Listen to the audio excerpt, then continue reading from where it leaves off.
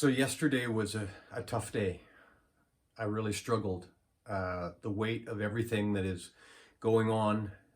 We're now about 2 months into this pandemic disruption. And I have to admit that the weight of everything felt really heavy yesterday. And as I was struggling, I was reminded of grit. And we've been talking about grit.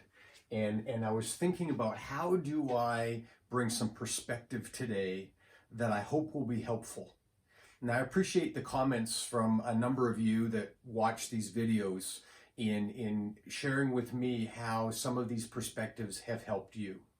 I could tell you that a lot of it helps me as much, if not more, than potentially it helps you. So I'm really hoping that you will find these perspectives helpful and that it will get you thinking about how we will get through this together, and not just get through it, but how we will get stronger in the process.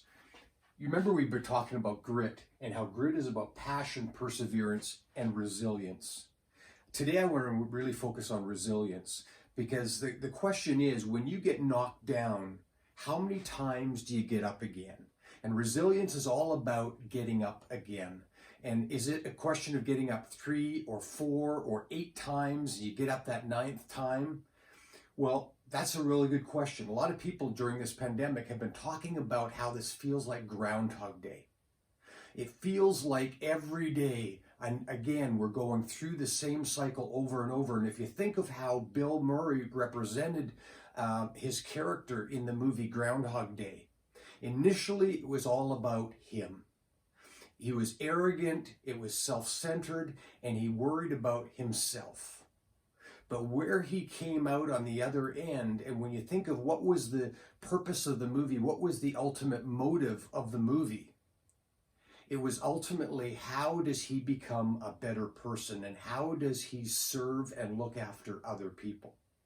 And so to that extent, what I want to share with you is what I believe are kind of like 3 cues of how you will become more resilient, and how you will be able to demonstrate more grit, and how you will be able to get through all of this stronger. Because there's going to be days like I had yesterday that are tough. I feel a little bit better today, and I feel a lot of hope, but it largely comes because of focusing on why. Why does it matter to get up again? And it's not about you.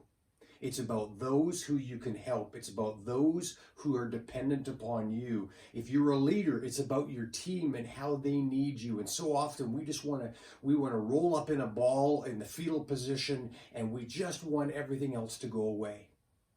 Well, as a leader, we got to dig down deep and focus on why we do what we do. If you're a parent, it's about your family, it's about your kids. If you've got a spouse, it's about them. It's not about us. So focus on the why. Secondly, get up one more time. Don't think about how you've got to get up 9 or 10 more times.